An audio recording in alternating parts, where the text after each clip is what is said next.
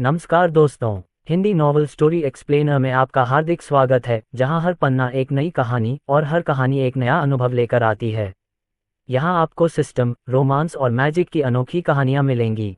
तैयार हो जाए इस शानदार सफर के लिए। अध्याय 62 साझा रुचियां। अर्जुन। इससे पहले कि अर्जुन अपनी जानलेवा आभा को पूरी तरह से प्रकट कर पाता, सान्या ने अपना सुंदर हाथ उसके हाथ पर रख दिया। अर्जुन के शरीर में एक गर्म धारा प्रवाहित हुई और वह होश में आया।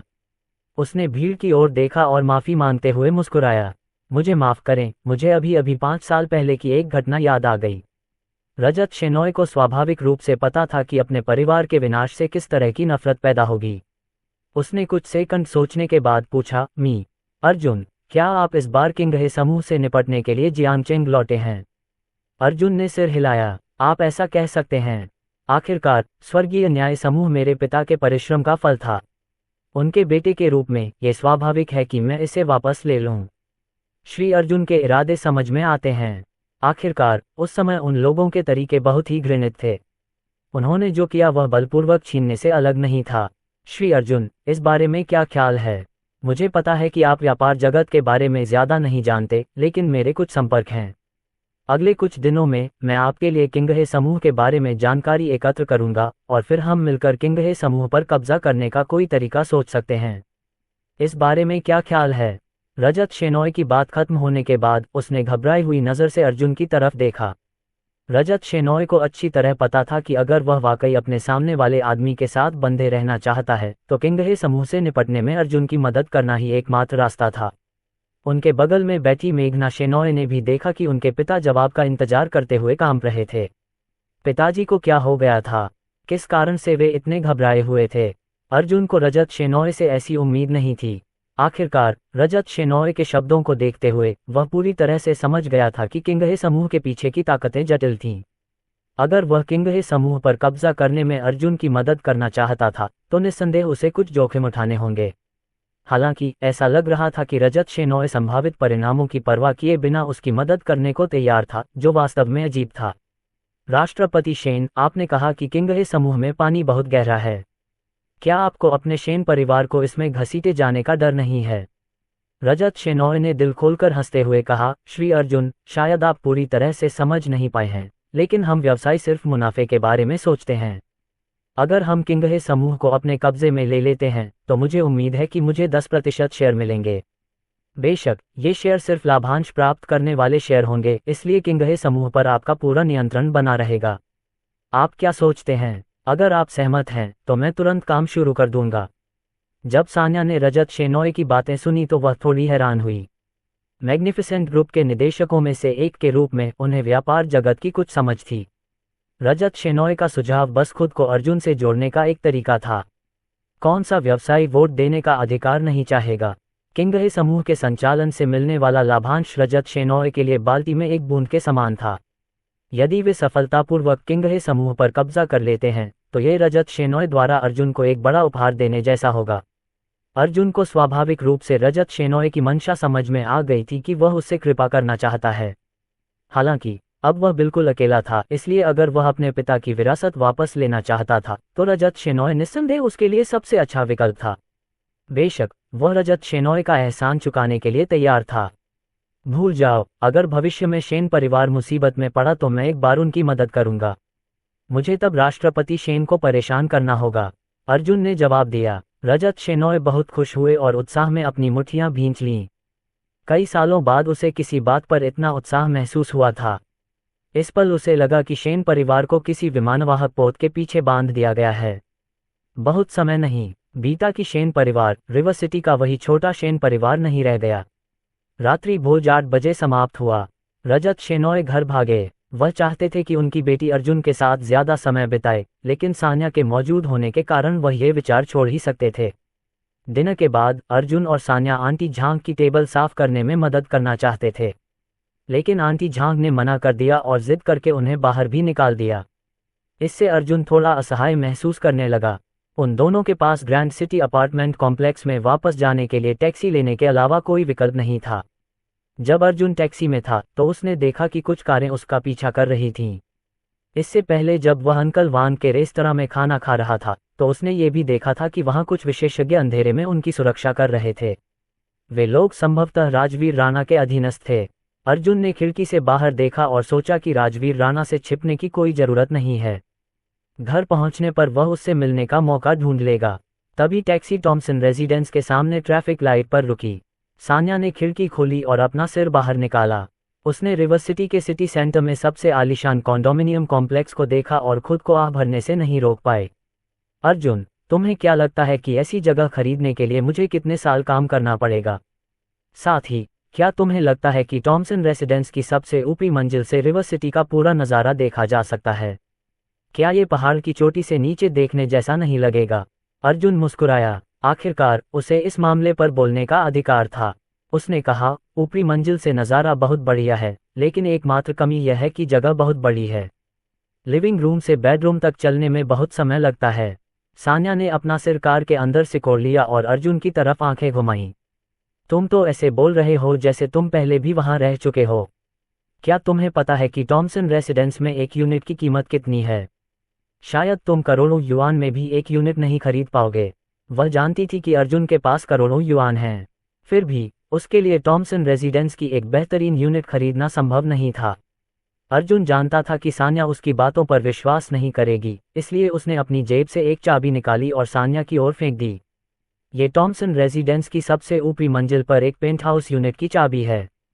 चूंकि आपको ये बहुत पसंद है, इसलिए मैं इसे आपको दे दूंगा। जब आपके पास समय हो तो आप ऊपर जाकर इसका अनुभव कर सकते हैं। जब ड्राइवर ने यह सुना तो उसका हाथ लगभग फिसल गया और उसने कुछ देर के लिए कार पर से नियंत्रण खो दिया। कार के स्थिर होने के बाद उसने रियरव्यू मिरर में अर्जुन को देखा और अपना सिर हिलाया। उसने खुद से कहा, आजकल युवा पुरुष युवतियों को धोखा देने के मामले में ज्यादा बेशर्म होते जा रहे हैं। लोगों को धोखा देने के लिए इस तरह से बेतरतीब ढंग से चाबी निकाल लेते हैं। आजकल सभी युवा इतने अविश्वसनीय क्यों हैं? सान्या को स्वाभाविक रूप से उस पर विश्वास नहीं हुआ। वह जोर से हंस पड़ी। अर्जुन, तुम्हें ये चाबी कहाँ से मिली? ओह, मुझे कहना होगा, ये चाबी बिल्कुल असली लगती है और इसमें चिप भी लगी है। वाह, इस पर टॉमसन रेजिडेंस का लोगो भी लगा हुआ है। मैं तुम्हारे कारण लगभग मूर्ख बन गई थी। फिर भी आप काफ़ी विचारशील हैं। मुझे लगता है कि मैंने पिछली बार आपको इसके बारे में बताया होगा और आप मुझे खुश करने के लिए ऑनलाइन एक खरीदने गए थे। चूंकि यह मामला है, इसलिए मैं अनिच्छा से इसे स्वीकार करूंगा। सान्या ने लापरवाही से चाबी अपनी जेब में रख ली। उसके हिसाब से अर्जुन ने जो चाबी उसके पास फेंकी थी वह असली नहीं हो सकती। वह अब छोटी बच्ची नहीं थी जिसे आसानी से बेवकूफ़ बनाया जा सके। अर्जुन ने सान्या की ओर देखा और जान गया कि वह उस पर विश्वास नहीं कर रही है, इसलिए उसने आगे कुछ नहीं कहा। हालांकि ये संभावना थी कि उसकी डींगे मारने की आदत उसके दिमाग में गहराई से जमी होगी। जब वे दोनों ग्रैंड सिटी अपार्टमेंट कॉम्प्लेक्स में पहुंचे तो सान्या पहले नहाने और साफ सफाई करने चली गई। सोफे पर बैठे अर्जुन को अचानक कुछ याद आया। उसने मेज पर रखा फ़ोन उठाया और एक नंबर डायल किया। कॉल तुरंत लग गई। हॉल मास्टर, आपने आखिरकार मुझे फ़ोन कर ही दिया। लाइन के दूसरी तरफ से एक उत्साहित आवाज़ सुनाई दी। अगर मैं गलत नहीं हूं तो तुम्हें अभी रिवर सिटी में होना चाहिए। साथ ही मुझे हॉल मास्टर कहना बंद करो, अर्जुन ने हल्के से कहा। जैसा कि अपेक्षित था, हॉल मास्टर भविष्यदर्शी हैं। मैं वास्तव में जियांग शहर में हूँ। अर्जुन अवाक रह गया। छोड़ो, तुम मुझे जो चाहो कह सकते हो। इस बार सब ठीक रहा आपकी बदौलत। चूंकि आप रिवर सिटी में हैं तो चलिए आज रात 10 बजे मिलने के लिए कोई जगह ढूंढते हैं। कुछ बातें हैं जो स्पष्ट करने की जरूरत है। हॉल मास्टर, मैं तो बस अपना कर्तव्य निभा रहा था। हॉल मास्टर, आप आखिरकार मुझसे मिलने को तैयार हैं। लाइन के दूसरी तरफ मौजूद व्यक्ति कुछ पल के लिए स्तब्ध रह गया, जिसके बाद वह तुरंत उत्साहित हो गया। कुछ देर बाद दूसरे पक्ष को होश आया और उसने गंभीरता से कहा, ये कैसा रहेगा? रिवर सिटी रॉयल क्लब मेरे अधिकार क्षेत्र में है और मैं इसे प्रबंधित करने वाले व्यक्ति पर भरोसा करता हूँ। वहाँ का माहौल बहुत शांत है। जब अर्जुन ने दूसरे पक्ष से रिवर सिटी रॉयल क्लब का जिक्र सुना तो उसके चेहरे पर कुछ अजीब सा भाव आ गया। उन्होंने अपने बचपन के दिनों में इस क्लब के बारे में सुना था। रिवर सिटी में इसका 50 साल से ज़्यादा पुराना इतिहास था और इसे रिवर सिटी के सबसे बेहतरीन क्लबों में से एक माना जा सकता है। उस समय रिवर सिटी के सामाजिक दायरे में बहुत कम लोगों को ही इस क्लब में आने का निमंत्रण मिलता था। इस क्लब में प्रवेश का कोटा पैसे से नहीं खरीदा जा सकता था। उस समय उनके पिता भी इसमें शामिल होना चाहते थे, लेकिन उन्हें बताया गया कि उनके पास योग्यता नहीं है। उन्हें उम्मीद नहीं थी कि क्लब के पीछे राजवीर राणा का कोई अधीनस्थ व्यक्ति होगा।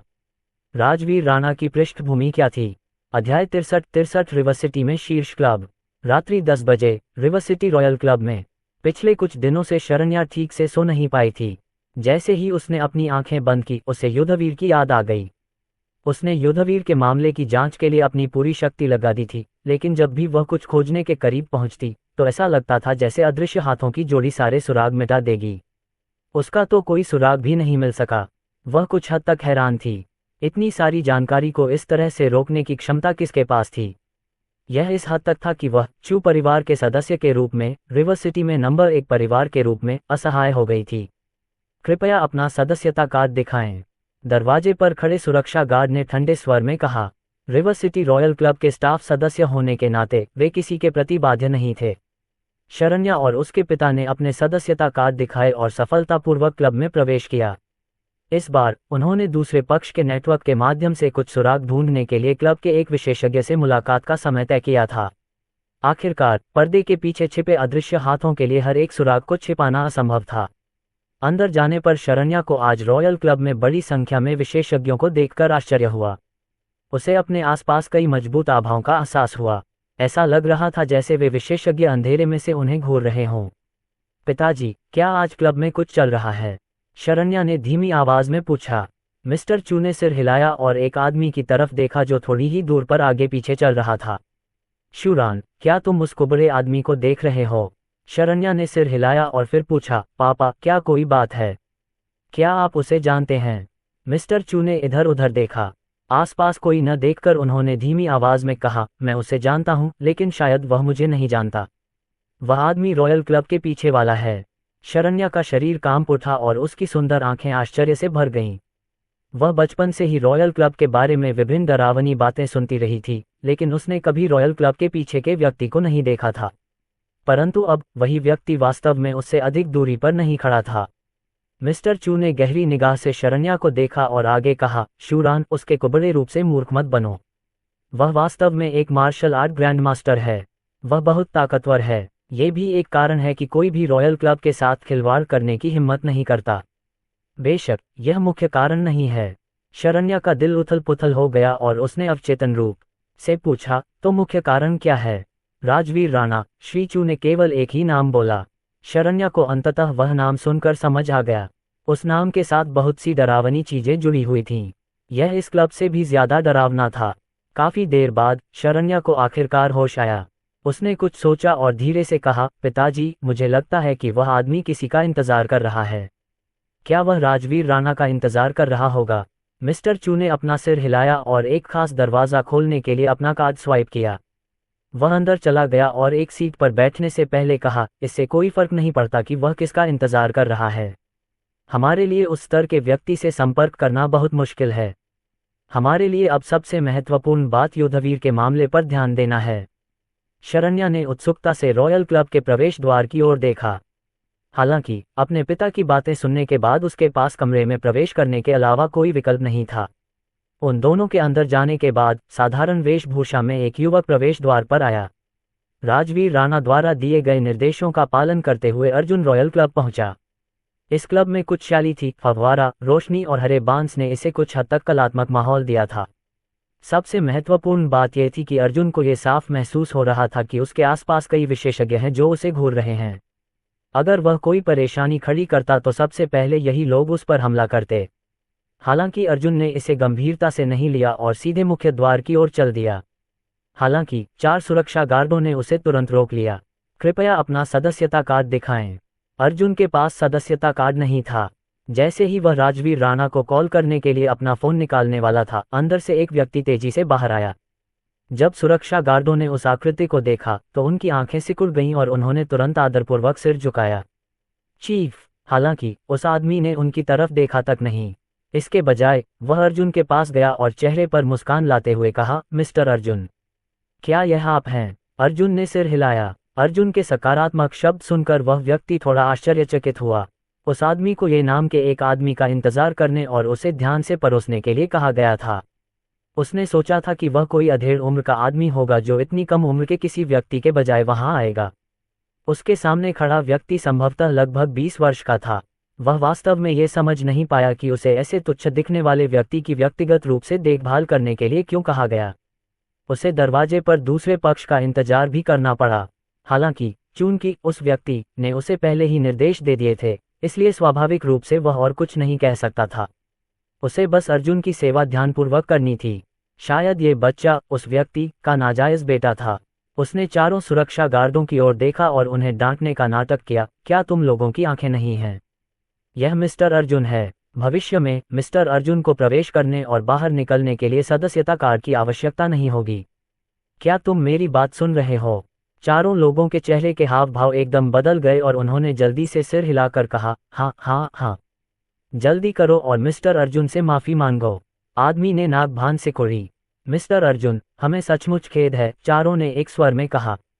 अर्जुन स्वाभाविक रूप से इन अधीनस्थों से परेशान नहीं होना चाहता था। उसने सिर हिलाया और अंदर चला गया। रास्ता दिखाओ। वैसे क्या राजवीर राणा अभी तक यहाँ है? उस आदमी के मुंह का कोना फड़क उठा जब उसने अर्जुन को, उस व्यक्ति को उसके नाम से पुकारते सुना। ऐसा इसलिए भी था क्योंकि उसे दूसरे पक्ष के स्वर में भी उदासीनता का भाव सुनाई दे रहा था। ऐसा लग रहा था जैसे वह किसी नौकर को बुला रहा हो। श्री अर्जुन, भगवान जल्द ही यहाँ आएंगे, कृपया अंदर प्रतीक्षा करें, उस आदमी ने झुककर कहा। अर्जुन ने आगे कुछ नहीं कहा और सीधे उस व्यक्ति द्वारा व्यवस्थित निजी कमरे में चला गया। अंदर का माहौल बहुत अच्छा था। ये कम से कम 100 वर्ग मीटर का था और दीवारों पर महंगी सुलेख और पेंटिंग भी लटकी हुई थीं। फिर उस आदमी ने माफी मांगी। अगर राजवीर राणा का निर्देश न होता तो वह इस बच्चे की सेवा करने के लिए इतना नीचे क्यों गिरता? अपनी हैसियत के हिसाब से वह ऐसे बच्चे की सेवा करने की क्या परवाह करता जिसके सिर पर बाल भी नहीं उगे हैं? क्या मजाक! अर्जुन ने चाय की चुस्की ली। राजवीर राणा को न देखकर उसे थोड़ा दुख हुआ। वह उस आदमी को पहले ही बुलाना चाहता था, लेकिन वह पहले ही गायब हो चुका था। असहाय होकर अर्जुन ने शौचालय जाने का फैसला किया। अगर राजवीर राणा जल्दी नहीं आता तो वह और इंतजार नहीं करेगा। वह, अर्जुन, किसी का इंतजार नहीं करेगा। अध्याय 64 शरण्या से फिर मुलाकात। अर्जुन शौचालय से बाहर निकला और एक सुंदर युवती से टकराया जो उसके निजी कमरे की ओर चाय और नाश्ता लेकर जा रही थी। वह नहीं चाहता था कि कोई भी उसे निजी कमरे में परेशान करे, इसलिए उसने उससे कहा, मुझे वो दे दो, मैं उन्हें खुद अंदर ले आऊंगा। खूबसूरत वेट्रेस को स्वाभाविक रूप से पता था कि अर्जुन निजी कमरे में रहने वाला है। हालांकि ऐसा पहले कभी नहीं हुआ था, फिर भी उसने सिर हिलाया और सावधानी से ट्रे अर्जुन को थमा दी। मिस्टर अर्जुन, अगर आपको किसी चीज़ की ज़रूरत हो तो आप टेबल पर बटन दबा सकते हैं। वह अच्छी तरह जानती थी कि यद्यपि उसके सामने खड़ा व्यक्ति युवा दिखता था, फिर भी वह रिवर सिटी रॉयल क्लब में प्रवेश की योग्यता रखने वाले किसी भी व्यक्ति को नाराज नहीं कर सकती थी। वेट्रेस को जाते देख अर्जुन चाय और नाश्ता लेकर अपने निजी कमरे की ओर चलने लगा। अचानक उसके पीछे से एक स्पष्ट महिला की आवाज़ सुनाई दी। अर्जुन! यह आवाज़ सुनते ही अर्जुन का शरीर लगभग पत्थर बन गया। उसकी आंखें धीरे धीरे ठंडी हो गईं। शरण्या, रिवर सिटी के चू परिवार से शरण्या। वह इस महिला की आवाज़ कभी नहीं भूलेगा। ये वही महिला थी जिसने पूरे स्कूल के सामने उसे अस्वीकार कर दिया था। ये वही महिला थी जिसने उसे कचरा कहा था और उसे अपमानजनक जीवन जीने के लिए मजबूर किया था। वह इस औरत के कारण रसातल में गिर गया था। यदि ऐसा न होता तो उसके माता पिता क्लाउड लेक मैनर में आयोजित भोज में शामिल नहीं होते और उनकी मृत्यु नहीं होती। बेशक उनकी मौत के लिए पूरी तरह से शरण्या को दोषी नहीं ठहराया जा सकता। आखिरकार युद्धवीर ने मरने से पहले ये खुलासा किया था कि यदि उसके माता पिता भोज में शामिल नहीं होते तो भी राजधानी का वह आदमी मल्होत्रा परिवार को नहीं छोड़ता। ये भोज महज एक दिखावा था। अर्जुन ने अपनी हत्या की मंशा वापस ले ली। उसे औरतों को मारने की आदत नहीं थी, लेकिन वह इस औरत को धीरे धीरे भय और पश्चाताप के रसातल में ले जाने का कोई रास्ता खोज लेगा। यह उसकी हत्या करने से भी अधिक दर्दनाक परिणाम हो सकता है। अर्जुन ने पलटकर शरण्या की ओर उदासीनता से देखा। जैसा कि उस समय की स्कूली छात्रा से उम्मीद की जाती थी, इतने सालों के बाद शरण्या का रूप और भी अधिक चमकदार और आकर्षक हो गया था। इसके अलावा उसका शरीर भी विकसित और परिपक्व हो गया था। वह अपना निर्दोष आचरण खो चुकी थी और अब उसमें शीतलता और सुंदरता का भाव झलक रहा था। हालांकि उसकी आंखों में अहंकार जरा भी नहीं बदला था। क्या शरण्या का गर्व चू परिवार की रिवर सिटी में नंबर 1 परिवार की स्थिति से उपजा था? शरण्या को बस इतना ही महसूस हुआ था कि दूर से देखने पर इस व्यक्ति की आकृति कुछ हद तक अर्जुन जैसी लग रही थी। इसलिए वह अनिश्चित थी और केवल उसे पुकारने की कोशिश कर सकती थी। हालांकि जब वह आदमी पलटा तो उसकी तीखी आंखें आश्चर्य से भर गईं, क्योंकि उसने महसूस किया कि उस आदमी के चेहरे की विशेषताएं वास्तव में अर्जुन से मिलती जुलती थीं। बात बस इतनी सी थी कि उनके स्वभाव बिल्कुल विपरीत थे। 5 साल पहले अर्जुन एक काया व्यक्ति था जो हीन भावना से ग्रस्त था, लेकिन उसके सामने खड़ा आदमी उसकी ओर उदासीनता से देख रहा था और उसकी आंखों से असीम आत्मविश्वास झलक रहा था। यहाँ तक कि जब दूसरे पक्ष ने उसकी आकर्षक शक्ल पर नजर डाली तो वह बस थोड़ी देर के लिए चकित रह गया। अगले ही पल उसकी आंखें सामान्य हो गईं, मानो वह सड़क पर चलने वाली एक आम महिला हो। उस रात को याद करते हुए मुझे लगा कि जब भारी बारिश हो रही थी तब अर्जुन ईस्ट कॉइन झील में गिर गया था, इसलिए यह असंभव था कि वह भी जीवित हो। यदि दूसरा पक्ष जीवित भी होता तो भी वह शायद रिवर सिटी लौटने की हिम्मत नहीं करता, क्योंकि वह अपने सबसे बड़े सहारे मल्होत्रा परिवार को खो चुका था। इस समय वह कचरा, शायद आवारा कुत्ते की तरह जी रहा था। उसके सामने खड़े आदमी के स्वभाव से उसका कोई मुकाबला नहीं था। तभी शरण्या ने अर्जुन के हाथों में चाय और नाश्ता देखा और सहज ही अर्जुन की पहचान का अनुमान लगा लिया। यह आदमी रॉयल क्लब में वेटर होगा।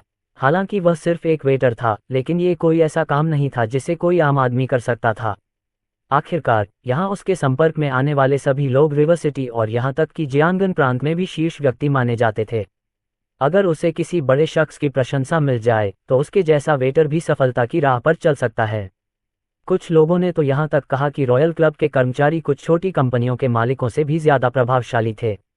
हालांकि शरण्या की नज़र में एक वेटर अभी भी एक वेटर था और एक महत्वहीन अस्तित्व। चाहे वह वेटर कितना भी सफल क्यों न हो जाए, वह कभी भी उसकी वर्तमान स्थिति तक नहीं पहुंच सकता। सभी रास्ते रोम की ओर ले जाते हैं, लेकिन कुछ लोग रोम में पैदा हुए हैं। वह शरण्या ऐसी ही एक व्यक्ति थी। हाँ, अर्जुन की ठंडी आवाज गूंजी। भले ही उसके सामने खड़ी महिला एक खूबसूरत और घमंडी महिला थी, लेकिन उसने उसमें कोई दिलचस्पी नहीं दिखाई। जब शरण्या ने दूसरे पक्ष का सवाल सुना तो उसने अपनी थोड़ी उठाई और श्रेष्ठता की भावना के साथ कहा, मैंने गलत व्यक्ति को पकड़ लिया। आप मेरे हाई स्कूल के सहपाठियों में से एक की तरह दिखते हैं। अर्जुन का उस पर और ध्यान देने का कोई इरादा नहीं था। जैसे ही वह मुड़कर जाने वाला था, शरण्या ने एक नाम कार्ड निकाला और अर्जुन को थमा दिया। मैं शरण्या हूँ। तुम्हें रिवर सिटी में चू परिवार के बारे में तो पता ही होगा। यह मेरा निजी नाम कार्ड है। अगर तुम सफलता की सीढ़ियां चढ़ना चाहते हो तो तुम मुझे ढूंढने के लिए ऊपर दिए गए नंबर पर कॉल कर सकते हो। शरण्या को अर्जुन के बारे में कुछ पश्चाताप था। अब जबकि वह अर्जुन जैसे दिखने वाले किसी व्यक्ति से मिल चुकी थी तो स्वाभाविक रूप से वह उस पश्चाताप को कम करने के लिए कुछ करना चाहती थी। भले ही दूसरा पक्ष वास्तव में अर्जुन नहीं था, फिर भी उसने ये काम अपनी मानसिक शांति के लिए किया। उसका गोरा चेहरा अहंकार और आत्मविश्वास से भरा हुआ था। उसे पूरा यकीन था कि दूसरा पक्ष मना नहीं करेगा। यह एक ऐसा अवसर था जिसे अनगिनत लोग चाहते थे। ऐसा इसलिए था क्योंकि चू परिवार उन्हें रॉयल क्लब से 10 गुना ज्यादा दे सकता था। ये रिवर सिटी में नंबर 1 परिवार की ताकत थी। यदि उसकी शक्ल अर्जुन से न होती तो शरण्या उसे अपना नाम कार्ड नहीं देती। पापा, अर्जुन ने नाम कार्ड पटक दिया। नाम कार्ड कुछ देर हवा में तैरता रहा और फिर अर्जुन के पैर के पास आकर रुका। उसने उस पर पैर रख दिया। चू परिवार मेरी नज़र में कुछ भी नहीं है। मुझे तुम्हारा नाम कार्ड नहीं चाहिए। चले जाओ। शरण्या की बांह जम गई।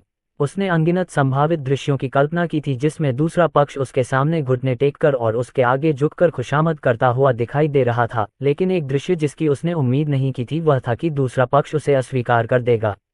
उसने भी बिना किसी हिचकिचाहट के उसे अस्वीकार कर दिया। चू परिवार उसके लिए कुछ भी नहीं था। ये कितना अहंकारी बयान है। अगर वह रॉयल क्लब का कर्मचारी भी होता तो क्या वह इतना घमंडी हो सकता था कि यहाँ के सदस्यों की अवहेलना करे। शरण्या का चेहरा गुस्से से भरा हुआ था। उसकी ठंडी और घमंडी आवाज अर्जुन के कानों में गूंजी। क्या तुम्हें सच में लगता है कि रॉयल क्लब के कर्मचारी अपनी मर्जी से काम करते हैं? मैं तुम्हारे खिलाफ शिकायत भेजूंगी। तुम यहाँ काम नहीं कर पाओगे। सेवा कर्मचारी। अर्जुन ने उसकी ओर उदासीनता से देखा और कहा, अगर मैं यहाँ वेटर हूँ तो आप एक वेश्या हैं। ऐसा कहकर अर्जुन ने अपने निजी कमरे का दरवाजा खोला और अंदर चला गया और शरण्या को पीछे छोड़ दिया, जिसका चेहरा धीरे धीरे हरा होता जा रहा था। वेश्या शब्द सुनते ही शरण्या लगभग पागल हो गई। उसने अपनी मुट्ठियां इतनी कसकर भींच लीं कि उसके नाखून उसके शरीर में धंस गए। किसी ने वास्तव में ये कहने की हिम्मत की कि वह चू परिवार की राजकुमारी एक वेश्या थी। इस तरह के उच्च स्तरीय मनोरंजन क्लब में स्वाभाविक रूप से बड़े लोगों के लिए वेश्याएं होती थीं। हालांकि इस वेटर को उसका इस तरह अपमान करने का क्या अधिकार था। जैसे ही शरण्या आक्रामक तरीके से निजी कमरे का दरवाजा खोलने वाली थी, उसने अपने पीछे एक तेज आवाज सुनी। तुम क्या कर रहे हो? शरण्या का नाजुक शरीर कांप उठा।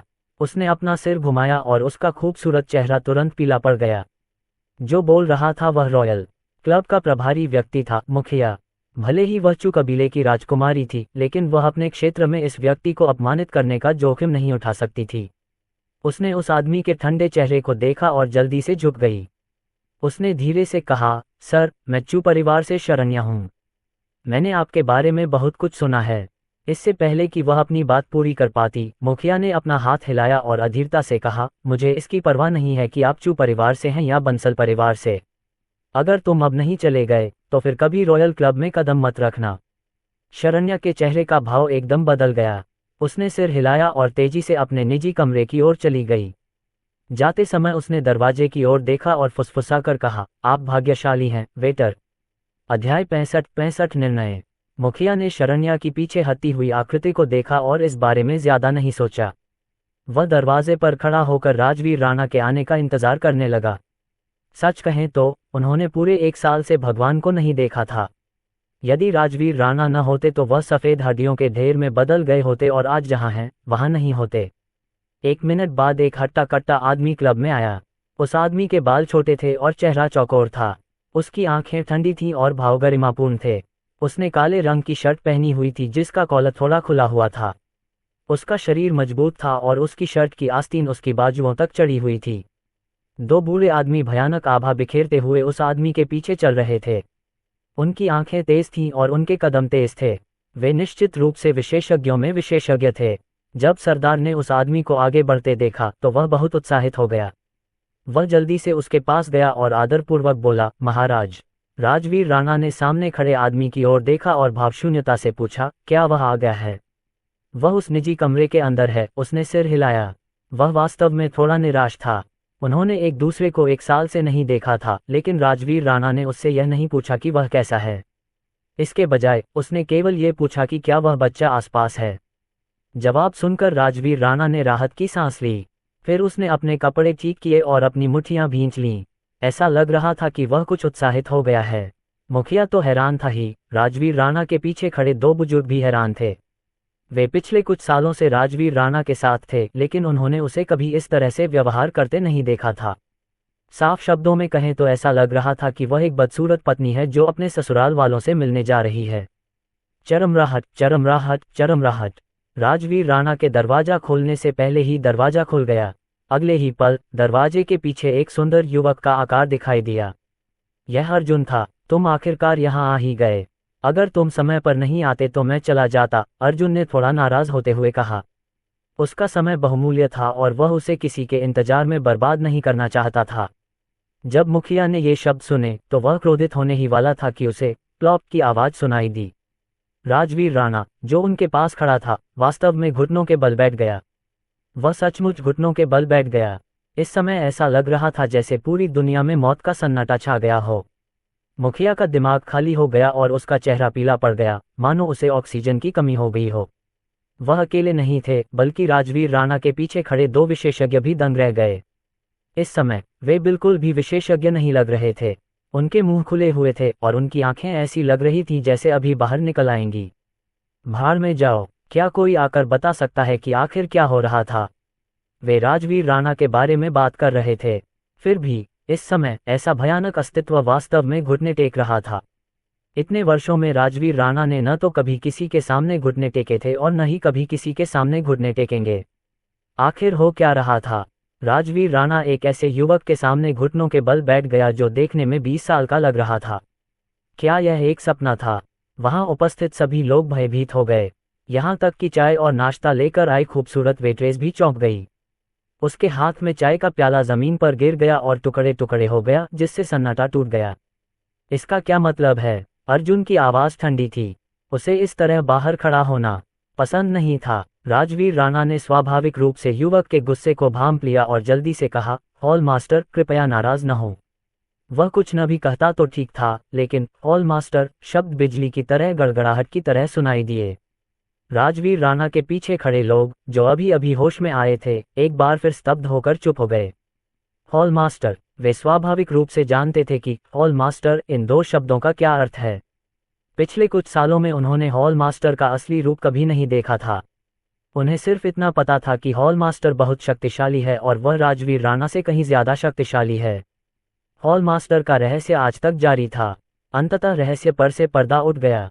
उन्होंने कभी यह नहीं सोचा था कि उनके सामने खड़ा ये दुबला पतला युवक ही वह महान और डरावना हॉल मास्टर है। मुखिया के पैर कांपने लगे। जब उसने सोचा कि कैसे वह पहले हॉल मास्टर की सेवा ठीक से नहीं कर पाया, तो वह खुद को घुटने टेकने से नहीं रोक सका। इतना ही नहीं, राजवीर राणा के पीछे खड़े दो दिग्गजों ने भी घुटने टेक दिए। यदि ये दृश्य अन्य लोगों ने भी देखा होता तो संभवतः यह इतिहास में दर्ज हो जाता। अर्जुन ने असहाय भाव से अपना सिर हिलाया। वह मुड़ा और वापस निजी कमरे में चला गया और पीछे केवल एक वाक्य ही बोला, मैंने पहले ही कहा है कि मैं हॉल मास्टर नहीं हूँ। राजवीर राणा, तुम अंदर आओ, बाकी लोग बाहर निकल जाओ। राजवीर राणा ने सिर हिलाया और खड़ा हो गया। उसने अपने पीछे खड़े लोगों की तरफ देखा और आदेश दिया, तुम लोग दरवाजे के बाहर पहरा दो। किसी को भी हमें परेशान करने की इजाजत नहीं दी जा सकती। हाँ, राजवीर राणा अंदर आया और अपने पीछे दरवाजा बंद कर लिया। उसने अर्जुन की पीठ की ओर देखा और कुछ कहने ही वाला था कि अर्जुन ने मुड़कर असमंजस में उसकी ओर देखा। राजवीर राणा, मुझे अभी भी समझ नहीं आया कि तुम मुझे हॉल मास्टर क्यों कहते रहते हो।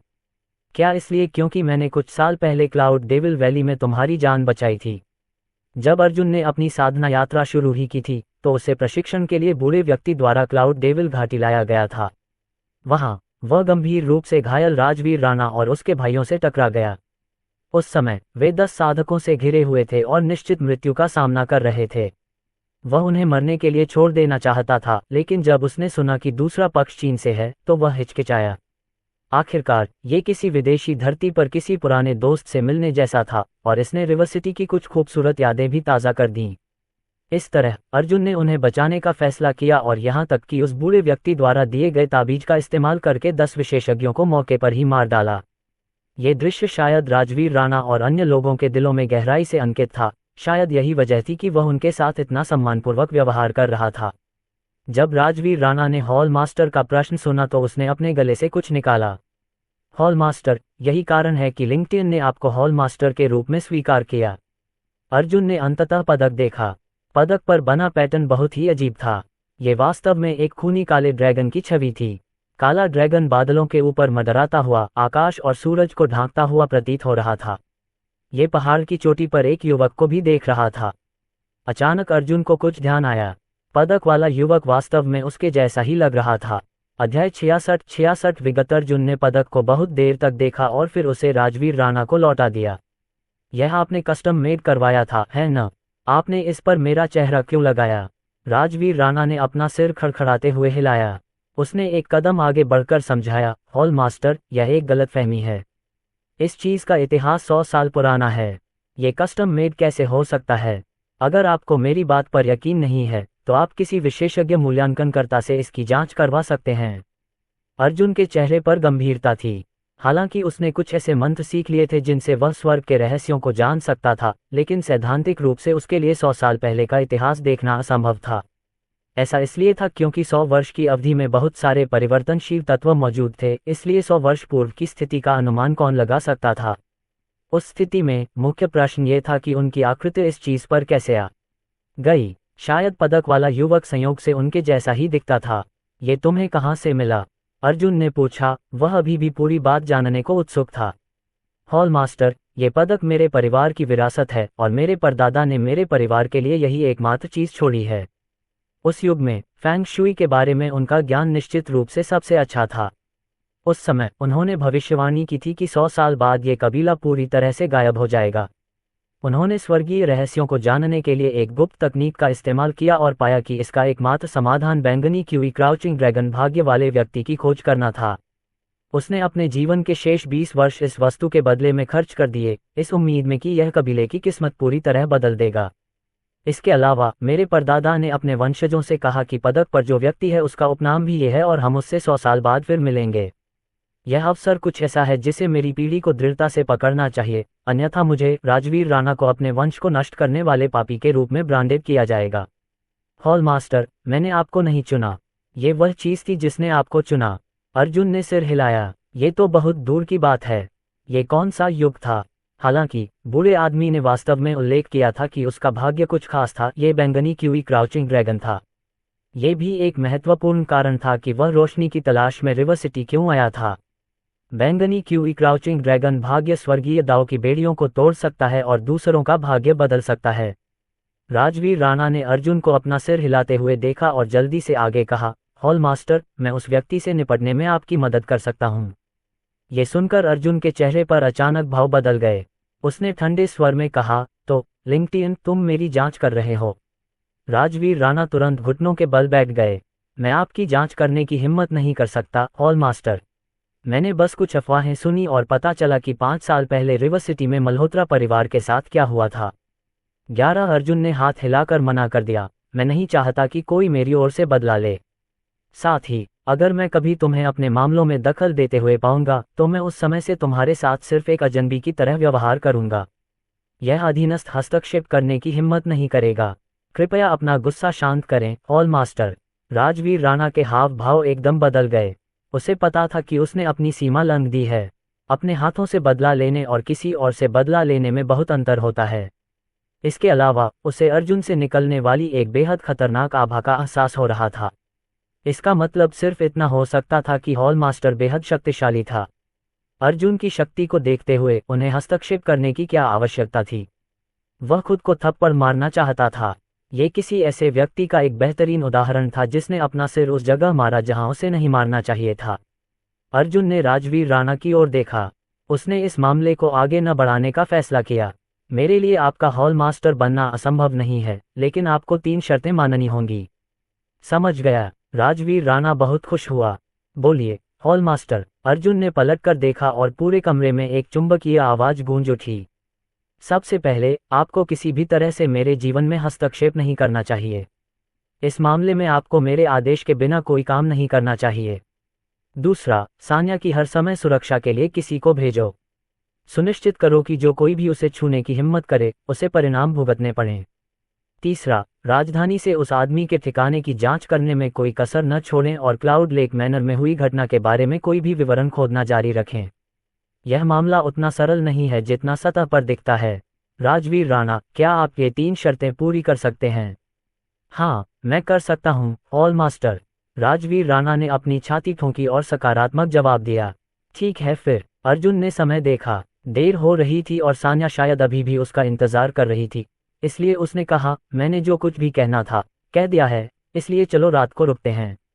अगर मुझे भविष्य में किसी चीज की जरूरत होगी तो मैं तुमसे संपर्क करूंगा। इतना कहकर अर्जुन जाने को तैयार हो गया। अचानक राजवीर राणा को कुछ याद आया और उसने अर्जुन को आवाज दी, हॉल मास्टर, कृपया 1 मिनट रुकें। क्या कुछ और है? अर्जुन वहीं रुक गया। हॉल मास्टर को रिपोर्ट करते हुए, लगता है कि कुछ ताकतें हाल ही में आपकी जांच कर रही हैं। इनमें से पहली है चू कबीले की।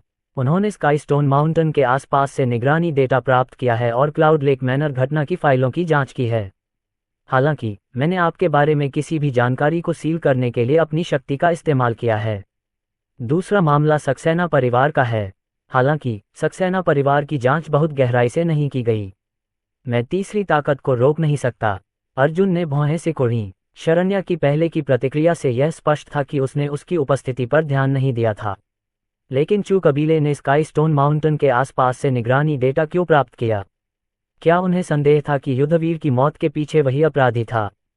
सक्सेना परिवार की जांच के पीछे का कारण बताना आसान था। इसकी वजह शायद वह छोटी बच्ची रोशनी थी और संभवतः इसका संबंध गोली के फॉर्मूले से था। अर्जुन को सिर में दर्द होने लगा।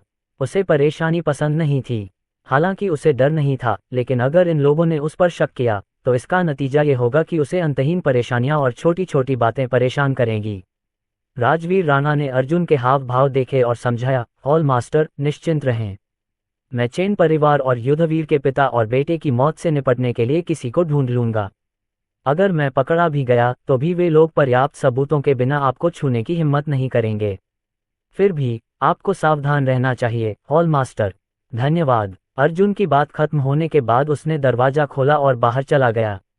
जब सेनापति और दोनों शक्तिशाली लोगों ने अर्जुन को देखा तो वे घुटने टेकने ही वाले थे कि अर्जुन ने कहा, घुटने टेकने की कोई आवश्यकता नहीं है, और जल्दी से वहां से चले गए। वह वास्तव में इन लोगों और उनकी पुरानी परंपराओं का आदी नहीं था। यह 21वीं सदी थी, इसलिए क्या वे अधिक उचित तरीके से कार्य कर सकते थे?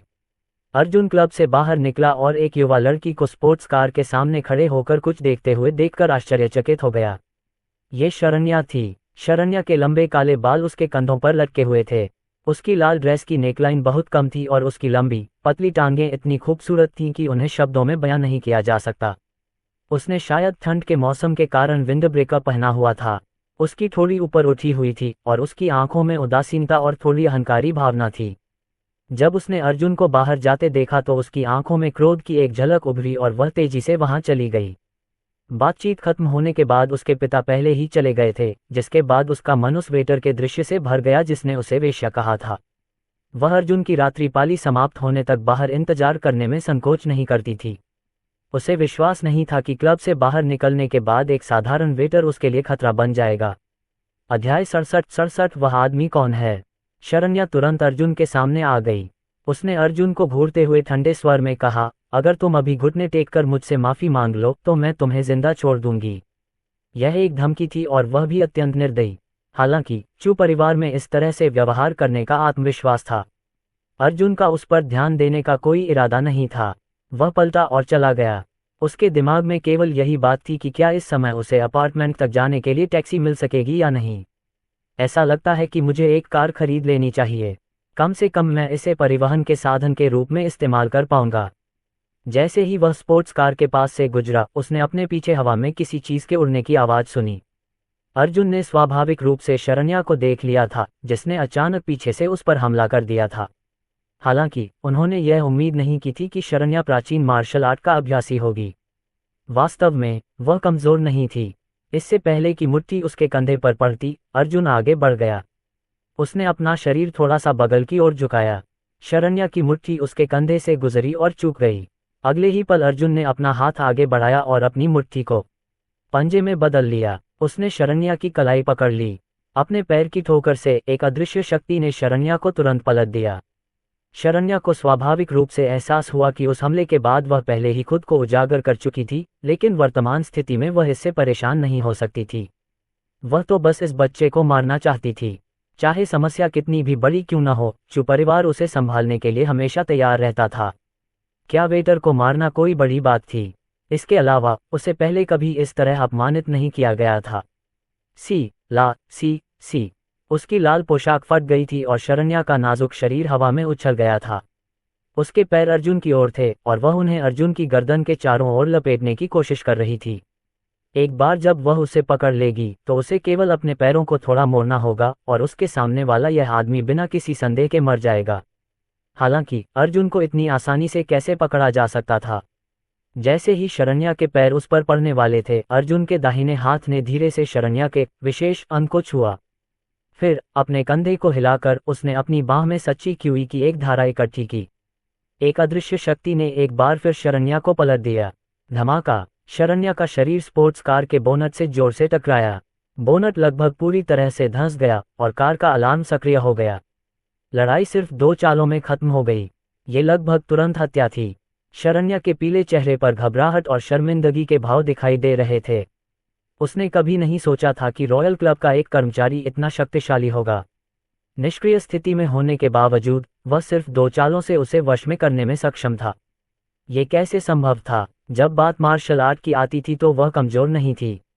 भले ही दूसरा पक्ष रॉयल क्लब से था, फिर भी उसके लिए ऐसे कौशल रखना असंभव था। आखिर वह रॉयल क्लब में मेहमान बनने के लिए काफी ताकतवर था। ऐसा कोई व्यक्ति एक मामूली वेटर के तौर पर कैसे काम करने को तैयार हो सकता है?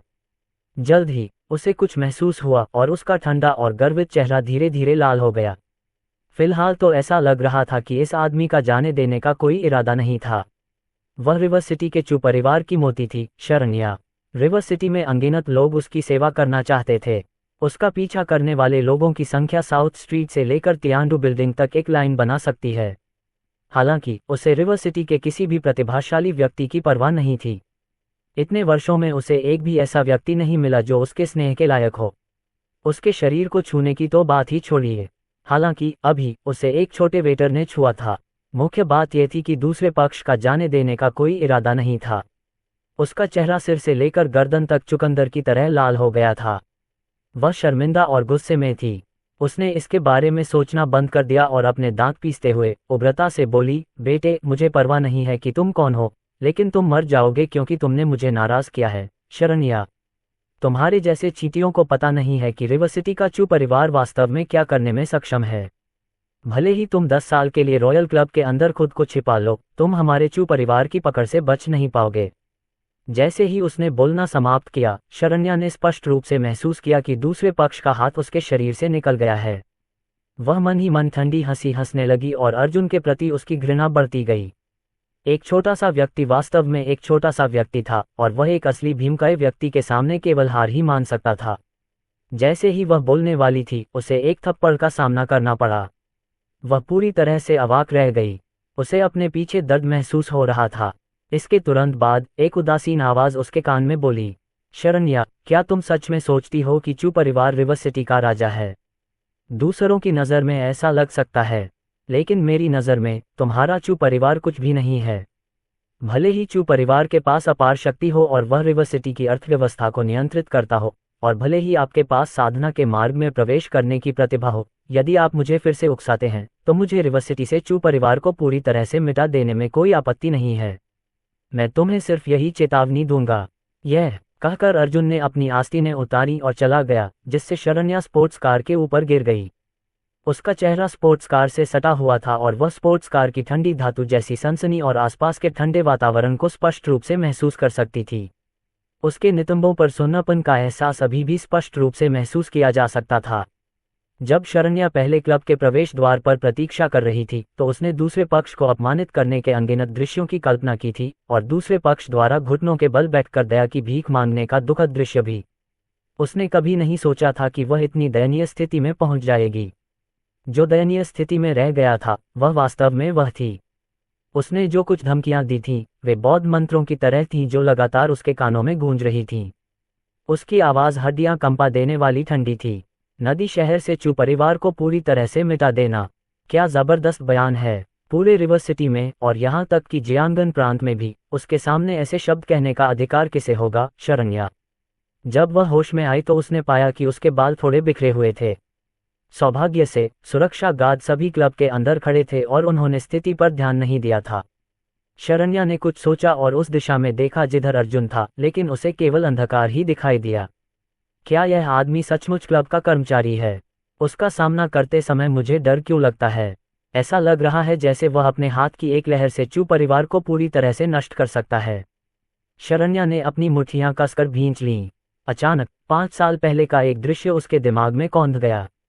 उस समय मंच पर अर्जुन नाम के एक लड़के ने हिम्मत जुटाई और माइक्रोफोन लेकर स्कूल के सभी शिक्षकों और छात्रों के सामने अपनी गलती स्वीकार कर ली।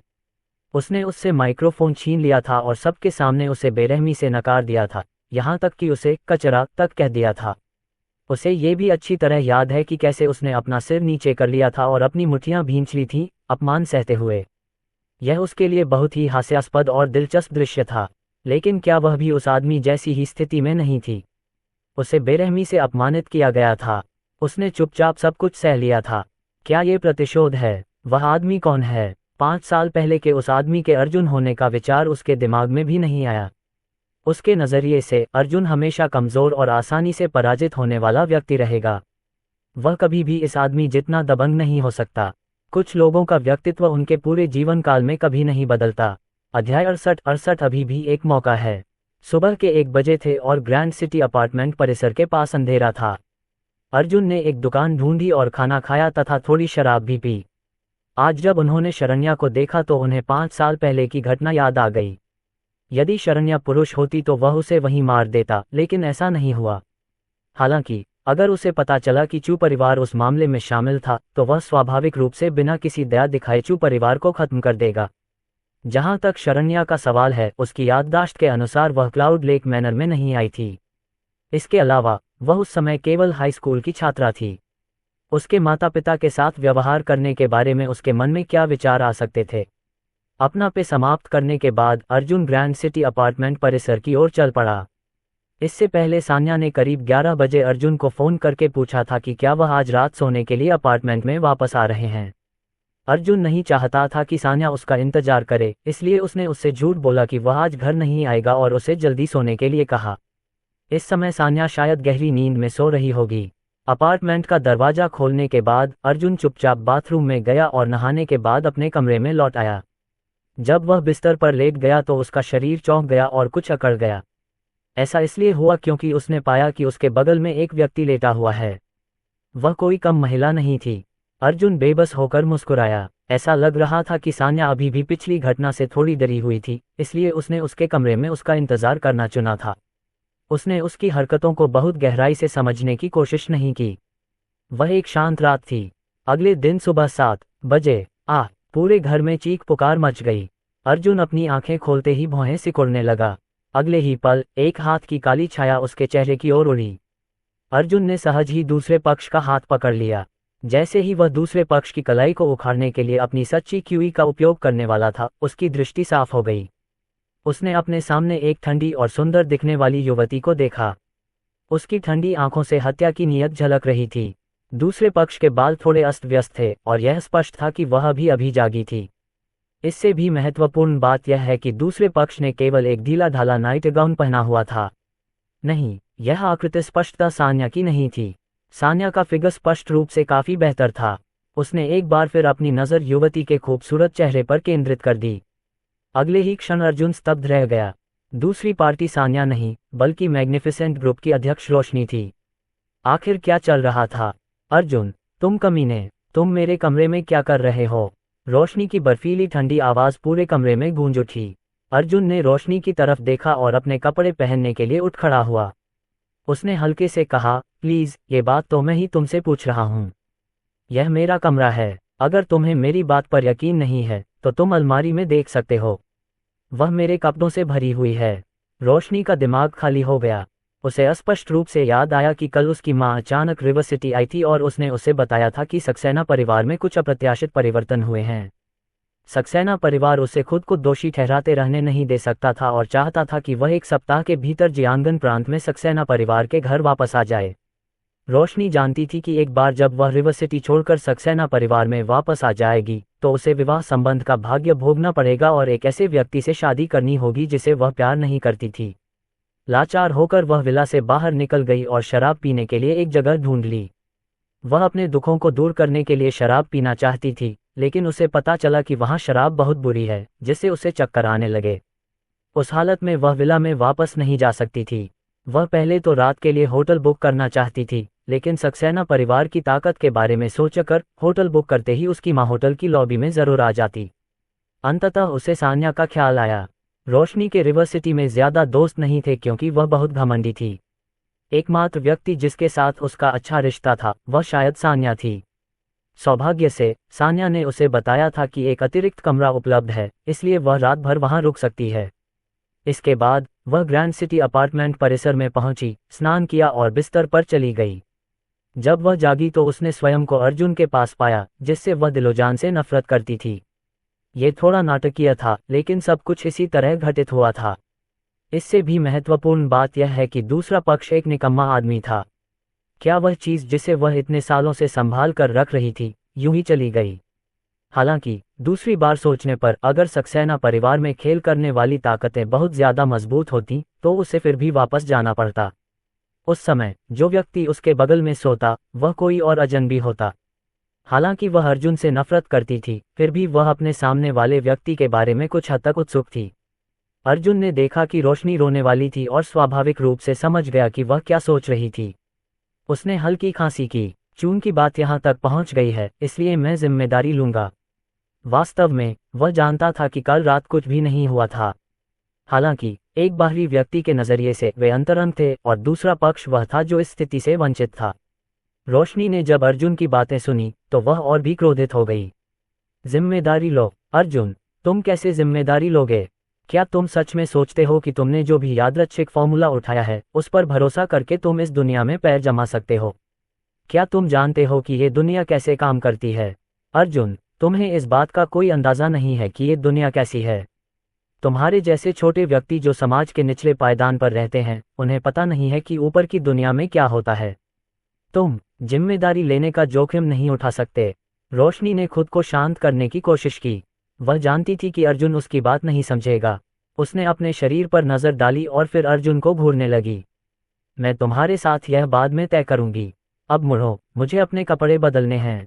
अर्जुन का उस पर और अधिक ध्यान देने का कोई इरादा नहीं था और वह सीधे अपने दांत साफ करने के लिए बाथरूम में चला गया। ये दुनिया कैसे काम करती है, हे वह इसे किसी और से बेहतर जानता था। जहां तक ऊपर की दुनिया की बात है, तो क्या हुआ? अगर अर्जुन को सांसारिक शक्ति और पद की चाहत थी, तो रोशनी केवल पहाड़ की तलहटी से ही उसे देख सकती थी। बेशक उसे उस महिला को ये सब समझाने की जरूरत नहीं थी। कमरे से बाहर निकलने के बाद वह सान्या के कमरे में देखने गया। रोशनी अभी बहुत जोर से चिल्ला रही थी, फिर भी सान्या की तरफ से कोई प्रतिक्रिया नहीं आई थी। यह असंभव था। सौभाग्य से सान्या के कमरे में कोई नहीं था। वह शायद नाश्ता खरीदने गई थी। अध्याय 69 दफा हो जाओ। 5 मिनट बाद रोशनी अपने कपड़े पहने कमरे से बाहर निकली। जब उसने अर्जुन को लिविंग रूम में देखा तो वह कुछ कहने ही वाली थी कि तभी सान्या नाश्ता लेकर घर आ गई। सान्या को उम्मीद नहीं थी कि अर्जुन घर पर होगा, इसलिए उसने उत्सुकता से पूछा, अरे अर्जुन, क्या तुमने रात कहीं और नहीं बिताई? तुम इतनी सुबह यहाँ क्या कर रहे हो? अर्जुन अपनी बात समझाने ही वाला था कि अचानक रोशनी ने अपने नाजुक हाथ से उसका मुंह बंद कर दिया। वह घबरा कर बोली, यह आदमी बिना खटखटाए अंदर आ गया और मुझे जगा दिया। उसके बाद उसने फुसफुसाते हुए अर्जुन से कहा, कल रात जो हुआ उसके बारे में तुम किसी को नहीं बता सकते? नहीं तो मैं। रोशनी को समझ नहीं आ रहा था कि उसे क्या धमकाए। अर्जुन ने रोशनी का नाजुक हाथ हटाया और सान्या के हाथों से खाना ले लिया। उसने गंभीर भाव से कहा, मुझे थोड़ी भूख लगी है। मैंने नाश्ता नहीं किया है, इसलिए मैंने मुफ्त भोजन के लिए आने का फैसला किया। जब सान्या ने देखा कि अर्जुन ने सचमुच खाना शुरू कर दिया है, तो उसने जल्दी से कहा, लेकिन वह तो रोशनी का नाश्ता है। अर्जुन को इस तरह अनदेखा करते देख रोशनी ने गुस्से में अपना हैंडबैग पकड़ा और अर्जुन को घूरते हुए बाहर निकल गई। नहीं, मैं कंपनी में खाना खाऊंगी। सान्या जानती थी कि रोशनी नाराज है। और रोशनी इस बार गाड़ी चलाकर यहाँ तक नहीं आई थी। ऐसा लग रहा था कि उसके परिवार के साथ कोई झगड़ा हुआ था। सान्या ने अर्जुन से कुछ शब्द कहे और फिर उसका पीछा करने लगी। रोशनी, रुको, मैं तुम्हें बाहर भेजता हूँ। अर्जुन ने स्वाभाविक रूप से रोशनी को नज़रअंदाज करना जारी रखा। नाश्ते के बाद अर्जुन ने फिर से उस काले पत्थर को बाहर निकाला और उसे सक्रिय करने की कोशिश की। हालांकि इस बार बाधा कम थी, फिर भी वह उसे पूरी तरह से सक्रिय नहीं कर सका। लगता है मुझे अपनी ट्रेनिंग तेज करनी होगी। चूंकि उसके पास गोलियों का उचित बर्तन नहीं था, इसलिए अर्जुन ने किसी भी गोली को परिष्कृत करने की योजना नहीं बनाई, भले ही उसके पास वर्तमान में अनगिनत औषधीय जड़ी बूटियां थीं। वह केवल उस नीलामी का इंतजार कर सकता था जिसका शंकर बंसल ने पहले जिक्र किया था। अर्जुन ने इस विषय पर सोचना बंद कर दिया और अपनी आंखें बंद कर लीं। वह पालथी मारकर बैठ गया और साधना करने लगा। उसका शरीर अनंत मात्रा में सच्ची क्यूई से घिरा हुआ था, जिससे वह अमर जैसा दिखता था। कुछ समय बाद फोन की घंटी की आवाज ने अर्जुन की साधना को बाधित किया। उसने अपनी आंखें खोली और धीरे धीरे एक गंदी सांस छोड़ी। उसने अपनी उंगली को खाली हवा पर दबाया और फोन सीधे अर्जुन के हाथ में आ गया, जैसे कि उसका अपना दिमाग हो। उन्होंने फोन पर नजर डाली तो पाया कि कॉल रजत शेनॉय का था। मिस्टर अर्जुन, मुझे उम्मीद है कि मैं आपको परेशान नहीं कर रहा हूँ। लाइन के दूसरी तरफ से एक सम्मानजनक आवाज आई। अर्जुन ने पूछा, क्या किंगहे समूह से संबंधित मामला सुलझ गया है? अर्जुन, मैंने अपनी टीम से 2 योजनाएं तय करने को कहा है। रजत शेनॉय ने तुरंत कहा, योजनाएं 90% संभव हैं। क्या आप देखना चाहेंगे? अर्जुन को व्यापार के बारे में ज्यादा जानकारी नहीं थी, इसलिए उसने सीधे मना कर दिया। इसकी कोई जरूरत नहीं है। मुझे आप पर भरोसा है। आपको बस मुझे ये बताना है कि मुझे अब क्या करना है। रजत शेनॉय को उम्मीद नहीं थी कि अर्जुन उन पर इतना भरोसा करेगा। वह थोड़ा घबरा गया और कुछ समय बाद ही उसने कोई प्रतिक्रिया दी। श्री अर्जुन, हम इस समय 2 मुख्य समस्याओं का सामना कर रहे हैं। सबसे पहले, हमारे कानूनी विभाग ने 5 साल पहले हेवनली जस्टिस समूह के दुर्भावनापूर्ण अधिग्रहण के सबूत पहले ही प्राप्त कर लिए हैं, जो संयोग से किंगहे समूह और हेवनली जस्टिस समूह के बीच संबंधों को भी साबित करता है। हालांकि उस समय आपके और आपकी मां द्वारा हस्ताक्षरित एक छूट समझौता दस्तावेज मौजूद है जो आपको हेवनली जस्टिस समूह के शेयरों को विरासत में लेने से रोकता है। अर्जुन दंग रह गया। तभी उसे याद आया कि 5 साल पहले, भोज से एक रात पहले, झेंग जिंगमिंग उनके घर आया था। उसके चाचा ने उसे धोखे से उसकी मां के साथ एक दस्तावेज पर हस्ताक्षर करवा लिए थे और कहा था कि ऐसा करने पर उसे हर साल कंपनी से अतिरिक्त बोनस मिलेगा। उन्होंने और उनकी मां ने हमेशा झेंग जिंगमिंग पर भरोसा किया था, इसलिए उन्होंने स्वाभाविक रूप से दस्तावेज को देखे बिना ही उस पर हस्ताक्षर कर दिए। इस पर विचार करने पर अर्जुन को ये सब हास्यास्पद लगा। झेंग जिंगमिंग ने वाकई शतरंज का बड़ा खेल खेला था। उसके माता पिता के उस आदमी पर भरोसा होने के बावजूद इस आदमी ने उनके परिवार से सब कुछ छीनने की योजना बनाई थी। रजत शेनॉय, तुम मुझसे क्या करवाना चाहते हो? अर्जुन की आवाज़ शांत थी, लेकिन उसमें एक ठंडी हत्या की मंशा भी छिपी हुई थी। वह झेंग जिंगमिंग को 3 दिनों से अधिक जीवित नहीं रहने देगा। रजत शेनॉय ने बताया, मेरे पास यहाँ एक दस्तावेज तैयार है, मुझे बस इसे प्रिंट करना है। झेंग जिंगमिंग को इस पर हस्ताक्षर करने हैं और इस पर अपनी फिंगरप्रिंट छोड़नी है। हालांकि झेंग जिंगमिंग की तरफ सुरक्षा बहुत कड़ी है, मैं उसे व्यक्तिगत रूप से देख भी नहीं सकता, इसलिए।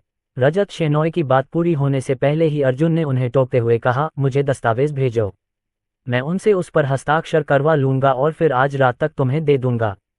दूसरी तरफ रजत शेनॉय हैरान थे, उन्हें समझ नहीं आ रहा था कि अर्जुन के मन में क्या है। हालांकि अर्जुन के चिकित्सा कौशल शानदार थे, फिर भी उसके लिए झेंग जिंगमिंग से संपर्क करना आसान नहीं होगा। आखिरकार दूसरा पक्ष बीमार नहीं था। अगर अर्जुन अपनी पहचान भी बता देता तो भी झेंग जिंगमिंग उससे मिलने के लिए राजी नहीं होता। इसके बजाय वह अपराध बोध के कारण उससे दूर रहता। दूसरी समस्या क्या है? अर्जुन ने पूछा। रजत शेनॉय ने बिना किसी हिचकिचाहट के आगे कहा, दूसरी समस्या यह है कि पूर्व स्वर्गीय न्याय समूह, जो अब किंगहे समूह है, वास्तव में एक मार्शल आर्ट ग्रैंड मास्टर के नियंत्रण में है। मुझे इस मार्शल आर्ट ग्रैंड मास्टर के बारे में बहुत कम जानकारी है और केवल इतना पता है कि उसका नाम कियाओ झेंगहू है। अगर हम स्वर्गीय न्याय समूह को फिर से हासिल करना चाहते हैं तो हमें इस समस्या से निपटना होगा। कियाओ झेंगहू, अर्जुन ने भौहें सिकोड़ी। उसने इस नाम के बारे में कभी नहीं सुना था। वह आदमी मार्शल आर्ट ग्रैंड मास्टर था। हालांकि वह स्वाभाविक रूप से निडर था और उसने सीधे जवाब दिया, दूसरी समस्या भी मुझ पर छोड़ दो। मैं तुमसे केवल एक बात पूछूंगा, अगर मैं इन दोनों समस्याओं को हल कर सकता हूं, तो क्या तुम 3 दिनों के भीतर किंगहे समूह पर कब्जा कर सकते हो और इसका नाम बदलकर स्वर्गीय न्याय समूह रख सकते हो? रजत शेनॉय थोड़ा हैरान थे।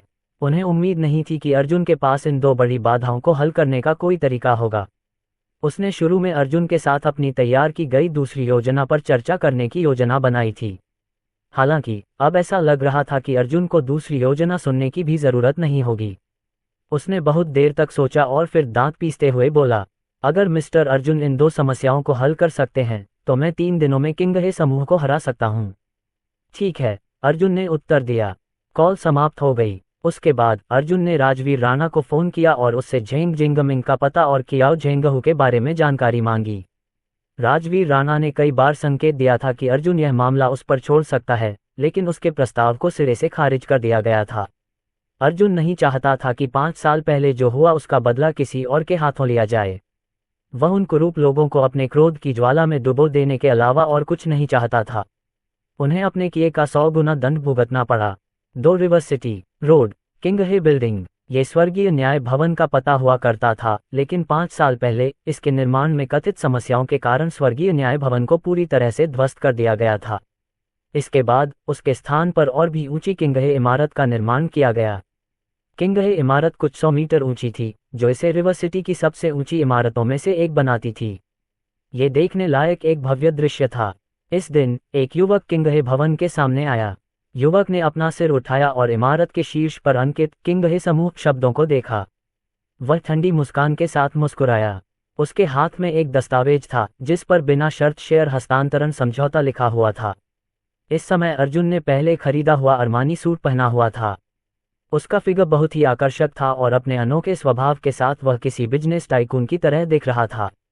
उसके पूरे व्यक्तित्व से एक स्वाभाविक महान और असाधारण आभा झलक रही थी।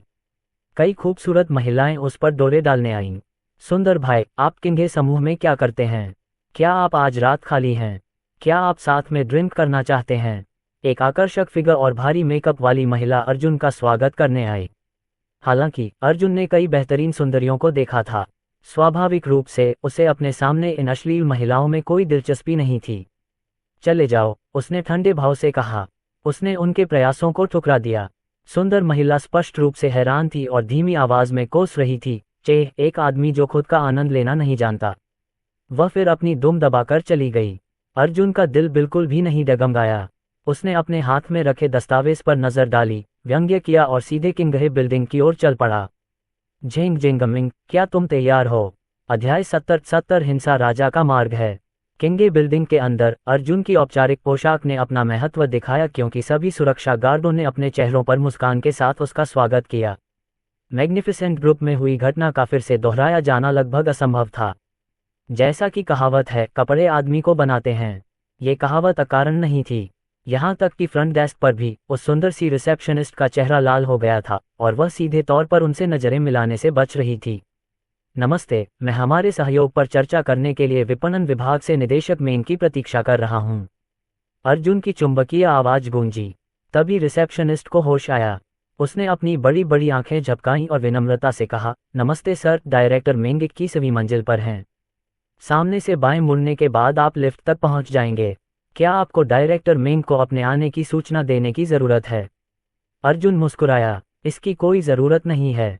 हम असल में पुराने सहपाठी हैं। मैं बस उसे सरप्राइज देने की तैयारी कर रहा हूँ। ऐसा लग रहा था कि खूबसूरत रिसेप्शनिस्ट अर्जुन की मुस्कान से मोहित हो गई थी। उसने अपना सिर नीचे किया और अर्जुन की आंखों में न देखने की कोशिश की।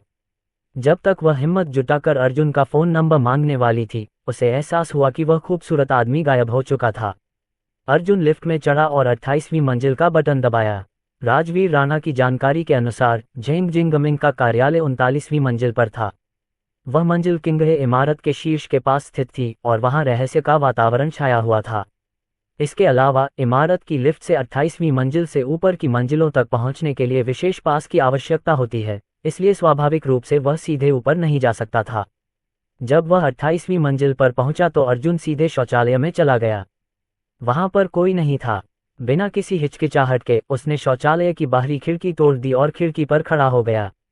यदि कोई इस ऊंचाई से नीचे देखे तो इस दृश्य को देखना ही एक साधारण व्यक्ति को दिल का दौरा पड़ने के लिए पर्याप्त होगा।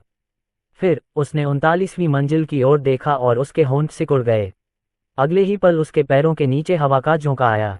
उसने अपने घुटने मोड़े और उसका शरीर अचानक बहुत ताकत के साथ उछला। उसका शरीर वास्तव में 5 मीटर ऊंचा उछल गया था। एक हाथ ने दूसरी मंजिल पर स्थित एक कमरे की खिड़की पकड़ ली।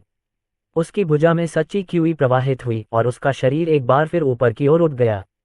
उसकी 5 उंगलियों ने खिड़की पर गहरा निशान छोड़ दिया। अर्जुन की चढ़ाई की गति और तेज होती गई। पलक झपकते ही वह 38वीं मंजिल पर पहुंच गया।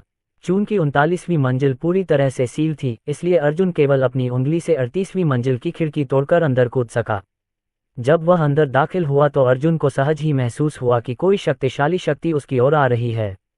ऐसा लगता है कि किंगहे समूह उतना सरल नहीं है जितना वे दिखते हैं।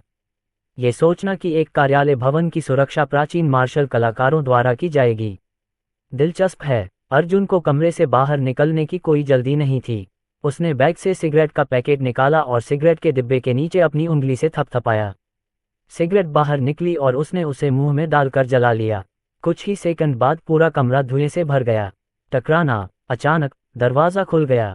2 दुबले पतले आदमी दौड़कर आए और उन्होंने तुरंत ही धुएं के बीच अर्जुन की आकृति खोज ली। वहां कौन है? इससे पहले कि वह आदमी बोलना समाप्त कर पाता, अर्जुन का दाहिना पैर हिल गया और उसके पैरों के नीचे से कांच के 2 टुकड़े निकल आए। फफट फफट। कांच के टुकड़े दोनों लोगों के माथे में घुस गए और खून बहने लगा। वे जमीन पर गिरने से पहले एक भी हरकत नहीं कर पाए। अर्जुन ने आगे कोई कदम नहीं उठाया। उसने अपनी सिगरेट खत्म की और फिर जमीन पर पड़े 2 आदमियों के पास चला गया। इन लोगों की गर्दन पर एक खूंखार बाघ का टैटू बना हुआ था। लगता है तुम लोग कियाओ जेंगहू के शिष्य हो। मैं आमतौर पर तुम लोगों की तरह छोटे मोटे लोगों को मारने से परेशान नहीं होता, लेकिन यह अफसोस की बात है कि तुम दोनों ने गलत व्यक्ति का अनुसरण करना चुना। अर्जुन ने ठंडी सांस ली और फिर अपनी उंगली हिलाई। सिगरेट के बट ने हवा में एक चाप बनाया और सीधे एक टैटू पर जा गिरा। ऐसा लग रहा था मानो वह कियाओ जेंगहू के अंत की भविष्यवाणी कर रहा था। अर्जुन ने अपनी जेब से एक दस्तावेज निकाला और शांति से बाहर चला गया, जैसे वह वास्तव में व्यापारिक मामलों पर चर्चा करने के लिए किंगहे समूह की इमारत में आया था। यद्यपि पूरा गलियारा निगरानी में था, लेकिन अर्जुन को इसकी जरा भी चिंता नहीं थी, क्योंकि राजवीर राणा ने पहले ही अपने आदमियों को व्यवस्था पर नियंत्रण करने का आदेश दे दिया था। राजवीर राणा के पास न केवल प्राचीन मार्शल कलाकारों की शक्ति थी, बल्कि वह दुनिया के कुछ शीर्ष हैकरों में से भी एक थे। उनके लिए ऐसी चीजों को मिटाना और छुपाना आसान था। इस अवधि के दौरान अर्जुन का सामना कियाओ झेंगहू के कुछ और शिष्यों से भी हुआ, लेकिन वे सभी एक ही बार में उसके द्वारा मारे गए। हालांकि इन लोगों की उससे कोई दुश्मनी नहीं थी, लेकिन आने से पहले ही उसने राजवीर राणा से कियाओ झेंगहू के बारे में जान लिया था। लोगों के इस समूह ने अपनी प्राचीन मार्शल आर्ट ट्रेनिंग का इस्तेमाल बुराई के लिए किया। वे समाज के लिए बस एक कैंसर थे और मारे जाने के लायक थे। 38वीं मंजिल पर लोगों से निपटने के बाद अर्जुन ने 39वीं मंजिल तक जाने वाली सीढ़ियों को खोजने से पहले काफी देर तक खोज की। हालांकि 39वीं मंजिल तक जाने का रास्ता एक यांत्रिक लोहे के दरवाजे से अवरुद्ध था, जिससे गुजरने के लिए फिंगरप्रिंट और आइरिस पहचान की आवश्यकता थी। एक हाईटेक सुरक्षा द्वार, अर्जुन ने व्यंग्य किया। एक साधक के सामने ऐसी चीजें कूड़े के ढेर के बराबर हैं। जैसे ही उसने बोलना समाप्त किया, अर्जुन ने धीरे से अपनी हथेली दरवाजे पर रख दी। फिर उसने अचानक बल लगाया और उसके डेंटियन में मौजूद असली क्यूई बाहर निकल आई। लोहे के दरवाजे की संरचना तुरंत विकृत हो गई। अर्जुन ने उसे अलग कर दिया था। उसी समय 39वीं मंजिल पर अलार्म बज उठा। 1 दर्जन से ज्यादा हथियारबंद विशेषज्ञ एक पल में ही अर्जुन के सामने आ गए।